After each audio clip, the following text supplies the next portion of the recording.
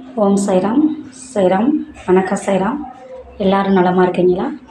நாம் எல்லோரும் நலமாக இருக்க சாய்பா பாதம் தொட்டு பிரார்த்திக்கின்றேன். குரு அருள் எல்லோருக்குமே கிடைக்கட்டும். குருவின் அருளால் நம் வாழ்க்கை அனைத்தும் சிறப்பாக இருக்க அப்பா அன்போடு வேண்டுகின்றேன். நம்ம அப்பா ஸ்ரீ சாய் சச்சரத்தில் ஒரு தெளிவான விளக்கம் நம்ம சொல்லியிருக்காங்க. அதை நம்ம எப்பவுமே புரிஞ்சுக்கிறணும். அப்பா நம்ம சிரடிக்கு போகணும்னு விருப்பம் இருக்கிறவங்க சொல்லி, இல்லை எந்த கோயிலுக்கு போக விருப்பம் இருந்தாலும் கடன் வாங்கி பணத்தை நம்ம ரெடி பண்ணி போகணும் அப்படின்ற அவசியம் இல்லை அப்படின்றதே சொல்லலாம். ஏன்னா அப்பாவே அதைத்தான் சொல்லுவாங்க, கடன் வாங்கி என்னை பார்க்க வராத அப்படின்றதே சொல்லுவாங்க. நம்ம சீரடி போக முடியலை அப்படின்னாலும் நம்ம கொஞ்சம் கொஞ்சமாக கூட அப்பாக்கிட்ட நம்ம பணத்தை சேர்த்து வச்சு சீரடிக்கு போனால் கண்டிப்பாக நம்ம அப்பா ஆசீர்வாதம் முழுமையாக கிடைக்கும். கடன் வாங்கி போகிறத சாய்ப்பா விரும்ப மாட்டாங்க. ஏன்னா சாய் சச்சத்தில் ஒருத்தவர் தேநீர் குடிக்கிற காசில் தினந்தோறும் அவர் சர்க்கரை சேர்த்து கொள்ளாமல் தினந்தோறும் டீயை குடித்து அவர் அந்த பணத்தை சர்க்கரை வாங்குகிற காசை கொஞ்சம் கொஞ்சமாக சேர்த்து வச்சு சாய்ப்பா பார்க்க போவாங்க. அப்போ சாய்ப்பா சொல்லுவார், தேநீரில் நிறையா சர்க்கரை போட்டு கொடு அப்படின்னு சொல்லுவாங்க. அப்பா அவருக்கு அவ்வளோ பிரமிப்பாக இருக்கும். எப்படி நம்ம இந்த வைராக்கியமாக இந்த கடைப்பிடிச்ச பழக்கத்தை நம்ம அப்பா அதை நமக்கு அறிஞ்சிட்டாங்க. நம்மளை எவ்வளோ தூரத்துலேருந்து வந்தாலும் நம்ம செஞ்சதை சொல்லிட்டாங்க அப்படின்னு சொல்லிட்டு அவளுக்கு அவ்வளோ ஆச்சரியமாக இருக்கும். அது மாதிரி நம்ம அப்பா குழந்தைங்க எல்லாருமே இந்த வைராக்கியத்தை நம்ம வச்சுக்கிறணும். அப்பாட்ட வேண்டுதல். நான் பல முறை சில விஷயங்களை கடைப்பிடிச்சிருக்கேன். எனக்கு நல்ல ஒரு சக்ஸஸ் கிடச்சிருக்கு அப்படின்னே சொல்லுவேன். நம்ம அப்பா கும்பிட்றவங்க எப்பயுமே ஒரு வைராக்கியமாக இருக்கணும். நம்ம பட்னி கெடை அப்படின்னு சொல்ல வரல. பட்னி இருக்கவே அப்பா விரும்ப மாட்டாங்க. நம்ம இருக்கிற இடத்துலையே நம்ம அப்பா நம்ம தேவைகளை அப்பாட்ட கோரிக்கை வச்சுட்டு நம்ம வேலைகளை நம்ம எந்த விஷயத்தில் கவனம் செலுத்துகிறோமோ அதை கண்டிப்பாக நேர்மையான விஷயத்த அப்பா நிறைவேற்றி தருவாங்க அப்படின்னு நான் சொல்லுவேன். துவாரமாய் தாயில் போய் அப்பாட்ட வேண்டிக்கிட்டாத்தே நடக்கும் அப்படின்றதெல்லாம் இல்லை.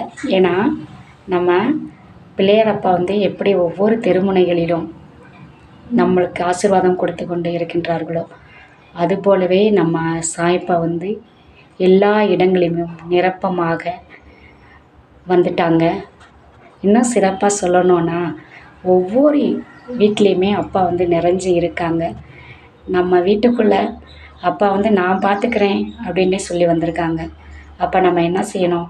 நம்முடைய கடமைகளை நல்லபடியாக செய்துட்டு அப்பாவை பார்க்க போகையில் ரொம்ப நிம்மதியாகவும் சந்தோஷமாகவும் போகணும். ஆனால் இங்கேருந்தேவும் கடன் ஒரு கர்மா, அதை வாங்கி கொண்டு போய் செலவழிச்சிட்டு நான் இன்னும் கஷ்டப்படுறேன்னு நம்ம மறுபடியும் போய் அப்பாட்ட நின்னா அப்பா வருத்தப்படுவாங்க. இதை நான் புரிஞ்சுக்கிட்டது உங்கள்கிட்ட பகிர்ந்து கொள்கிறேன்.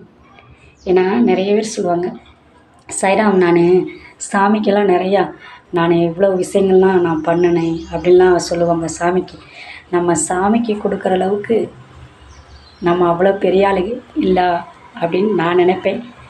நீங்கள் எப்படி நினைக்கிறீங்க அப்படின்னு தெரியாது. ஏன்னா இறைவன் அருளில் அவர் படைப்பில் நம்ம வாழ்ந்துக்கிட்டு இருக்கோம்.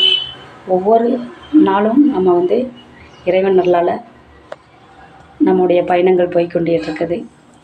அதில் இயற்கை நம்மளுக்கு எல்லா உதவிகளும் செஞ்சு நம்மளுடைய சுறுசுறுப்பாகத்தான் நம்ம வேலை செய்கிறோம், எல்லாம் பண்ணுறோம்.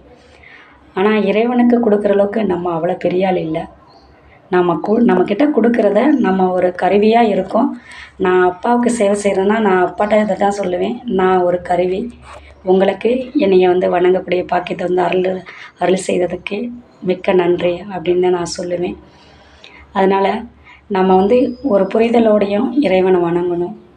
நம்ம செய்கிற விஷயங்கள் ஒரு பக்கம் தர்மமாகவும் நம்ம குடும்பத்துக்கான தேவைகளை பூர்த்தி செய்கிறோம். அந்த மாதிரி நம்ம மன ரீதியாக ஒவ்வொரு விஷயத்தையும் நம்ம வீட்டுக்குள்ளேயே சரி செஞ்சு அப்பா முன்னாடி நம்ம வாழ்ந்தோன்னா நம்மளுக்கு அப்பா ஆசீர்வாதம் முழுமையாக கிடைக்கும். இது என்னுடைய புரிதல். உங்கள் புரிதல் என்ன அப்படின்றத வந்து நீங்கள் வந்து மெசேஜ் பண்ணுங்கள். இது மற்றவங்களுக்கும் வந்து பயனுள்ளதாக இருக்கும் அப்படின்னு நான் நினைக்கிறேன். குரு அருள் வந்து எல்லோருக்குமே கிடைக்கணும். நம்ம அப்பா நம்ம கூடயே தான் இருக்காங்க. நம்ம அப்பாவை அன்போடும் அகங்காரமற்றும் நம்ம வணங்கையில் நம்ம அப்பா நம்மக்கிட்ட பேசுவாங்க அப்படின்னு சொல்லுவேன். ஏன்னா நம்ம அப்பா வந்து அவ்வளோ பெரிய மகான். நம்ம தேவைகள் அனைத்துமே பூர்த்தி செய்வாங்க. அவங்க தேவையே நீங்கள் தான் அப்படின்னு நம்ம வணங்குவோம். எல்லா வளமும் பெறுவோம். குரு அருள் எல்லோருக்குமே கிடைக்கட்டும்.